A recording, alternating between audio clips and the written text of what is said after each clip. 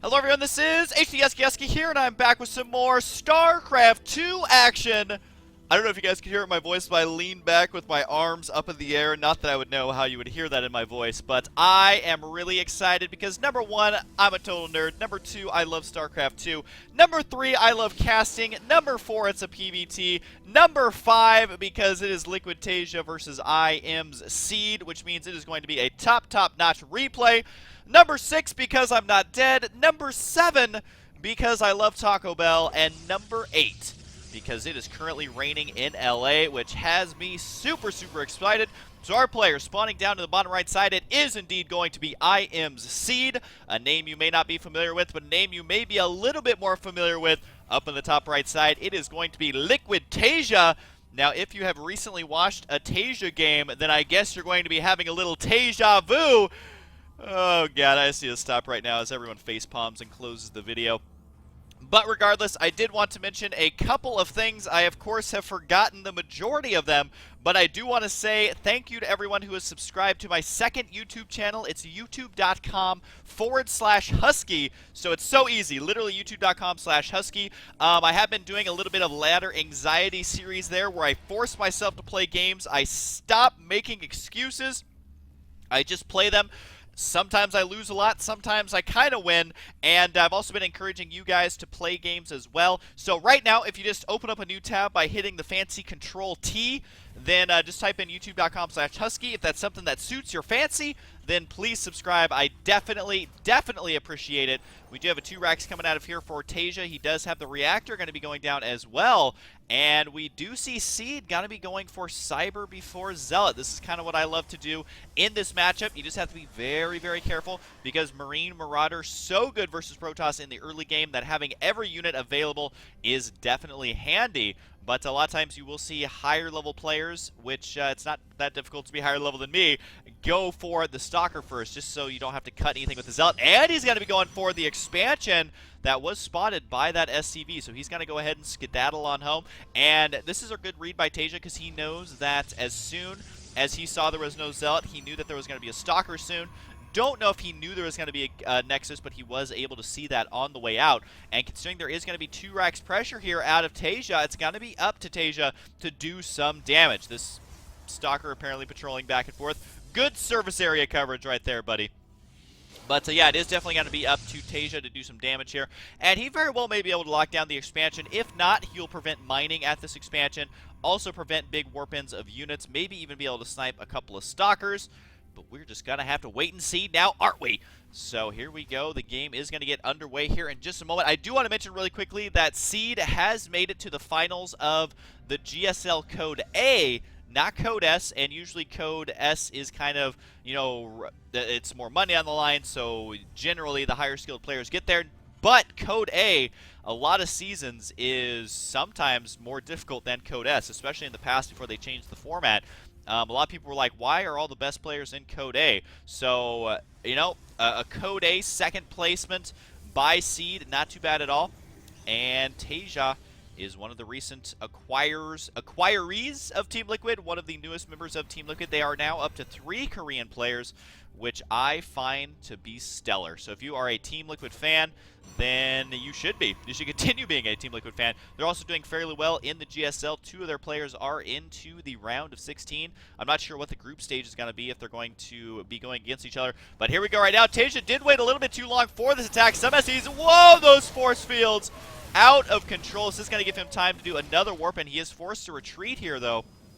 It is difficult to protect this expansion, but I mean, look at the precision timing on these force fields. Probes brought off the line. Here we go, baby. This is exactly what we predicted, but you gotta remember the expansion is so early that our Protoss player Seed can afford to lose some of these probes. This is completely fine by him unless he loses too many, but no, he still does have a probe lead. And all the Protoss players out there, you need to watch and learn and know when to pull off your probes, although he may have been still a little too excited with his expansion timing, is indeed going to take a lot of damage from this. He is focusing down a lot of the Marauders and will be able to clean this one up. Don't think he's going to kill off that Stalker. Oh, a misclick there is almost going to get that Stalker kill. I believe 1 HP remains. And I'm curious on the US Lost tab, what do you guys think it's going to be? Almost identical. And that's why pulling out those probes is perfectly okay in this situation. I think a lot of Protoss players, honestly, especially on this map, when they early expand, are going to lose to Terran early pressure. But now our Protoss player, he doesn't have to worry about a 1-1-1 all-in. He doesn't have to worry about a super fast expand at a Taeja. He's actually going to be in pretty good shape. He's also producing probes 2 at a time. Is he going to be chrono boosting them out? Yes, he is. I love this from Seed. I wish that I could play like this. No, what are you doing? I don't want to play like this. I take it all back. Don't want to be throwing away my stalkers. But no, honestly, the way that Seed is playing this out is really, really good. The timing of that was perfect. Literally, those 3 force fields right there is what kept him in the game. If he did not throw those down, he would have lost. And again, that just shows you the precision timing of these builds for Protoss. You absolutely have to rely on those force fields in the early game. You absolutely have to make them work perfectly. Otherwise, you are going to be in a world of hurt. Now, we do see Taeja going to be throwing down a starport. He does have a couple of barracks on the way as well. And the command center are going to be finishing up right now. Does he upgrade it into an orbital? Nope. He decides, I need the expansion ASAP. Is going to give up a little bit of energy for grabbing the expansion just a tiny bit earlier. He will most likely be transferring down those SCVs, but he is already at a 13-worker disadvantage. Still continuing probes 2 at a time here from Seed. As someone who struggles with PvT, I like to see how he plays this one out. Taeja very timidly moving out across the map. He's not going to be super aggressive here. He just needs to make sure that there's no hidden expansion down here. He is going to check the third. Could destroy the rocks if he wants to, but really there's no point for him risking that because guess what? This Protoss ball can swing around right here. All of a sudden your army's trapped in this tiny little area, nowhere to run. And with Stimpak not quite completed just yet, it is a couple of seconds away though. You do not want to be caught in a position like that. We do have a very early Psy Storm here coming out of Seed. I am very curious to see exactly how this one plays out. He is putting a lot of buildings in the back of his base. Now, this does leave them vulnerable to Banshees, but also makes you less vulnerable to drops because simply put, there's less place for it to drop. But so far, I would say that this building placement is not ideal. Why do I say that? Well, if you drop right here, you can snipe these tech structures. There's only 2 pylons powering these. You can easily unpower them and then kill the very valuable tech structures. We do have the factory going to be moving out. Taeja does love to use these factories aggressively, especially on this map. You'll see some battles where they'll land factories right here, blocking off reinforcements to the expansion, so keep an eye out for that. Don't count this factory out just yet. Terran players have started realizing, hey, I do not need to sacrifice the factory. I can instead use it to my advantage, and he may be gearing up to do something like that, although for now he is going to be scouting around a little bit. I love the hidden High Templar down here, and with Psy Storm already done at the 11-minute mark, if this army marches up the ramp, they are going to be marching into the perfect storm. And here we go. He is going to go for it. High Templar are in position. Oh. Seed, you need to use those storms. And there they go. Force fielding them, trying to trap them. Good control by Taeja, though, dodging those storms. Not sure if those were good storms or good dodging. Bad storms are good dodging, excuse me. But it does look like for now our Protoss player will hold on, but that storm dodging was a little too much. The Archon has arrived. Is going to go ahead and push this out of here. Archons are pretty darn fast. A lot faster than you might think. 2.81 is how fast they move. They actually move faster than the Marine Marauder balls. That's something that I think a lot of players don't realize. But if you ever are going up against a weakened army, definitely chase it down with the Archon. Now, we do see a lot of High Templar warping in here now. He is going to be using these to begin regenerating that energy. He's not going to morph them into Archons. I at least don't think he would, as that would be quite costly for Archons at this point of the game when he can use them for defense, go for that third base before his opponent is able to get his own third base up. And, yep, this probe right here, warping in a Nexus, warping in a pylon. Now, we do see Ghosts on the way for Taeja. Very interesting positioning of this Ghost Academy. Seems kind of vulnerable out in that location, but at the same time, if he loses his natural, he's going to lose the game regardless. So I guess putting it down there isn't all that big of a deal. Plus, this map does have fairly small mains. Look how little room there is to actually build buildings. And here we go, drop at the expansion. The storm gets completely dodged. And if you're wondering why Taeja is running away immediately, it's because these medevacs right here, if they get feedback, not only can they not heal the army, but there's a chance that it will do enough damage to actually kill everything inside, which is not a good situation to find yourself in. Liquid Taeja is going to be throwing down this third base. I'm kind of curious on the US lost stab here. Yep, our Protoss did lose a little bit more. You do have to remember, though, that he is getting his third base a little bit earlier, which means he can recoup his losses. But if he did not get the expansion earlier, then it'd be very difficult for him to catch back up. But since he does have it, in the short term, he should be just fine. Adding on more barracks here is Taeja, also going to be cleaning out these destructible debris, and the factory still remains right here. Here comes another drop inside the main. This is mostly quite a bit of Marauders, 5 Marauders, and I believe 6 Marines in all for that drop, but once again, the cannons in position to defend against that. And like I was saying about Liquid Hero, look at how many cannons these players have begun making. They are so good, and Protoss are realizing, hey, cannons may not be the best, but it buys me a lot of time to play defensively. It's preventing these drops from doing any damage. It's when I move out, I have time to warp in units at the locations that I need. And, I mean, honestly, I don't think most players these days are going for this many cannons when I think that they are just starting to now.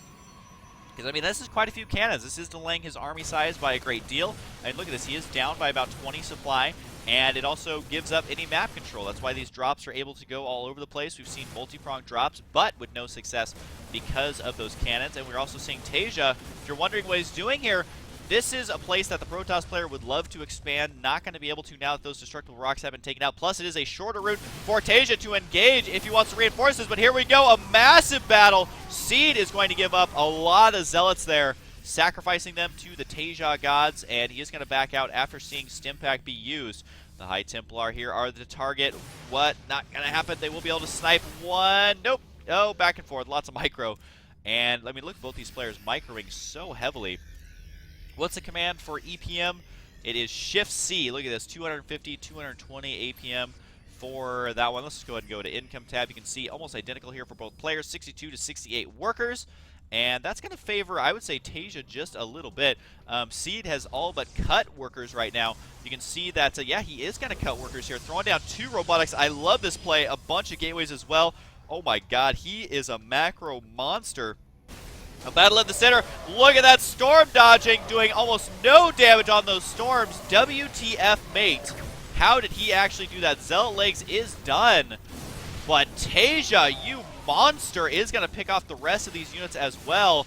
Oh my goodness, I can't believe Taeja actually did that. He does have 1-1 upgrades, only 1 armor for the Protoss. The 2 armor is on the way to help negate that upgrade advantage, although these units are quite quick with the speed upgrade for the Zealots, 2.75 move speed on those. The medevac's trying to move out here, and this army for some reason stopped moving. So that means they are indeed going to get taken out here. But with no medevacs here to heal them, they will do a little bit of damage, trying to mitigate those losses. But overall, that definitely favored Taeja.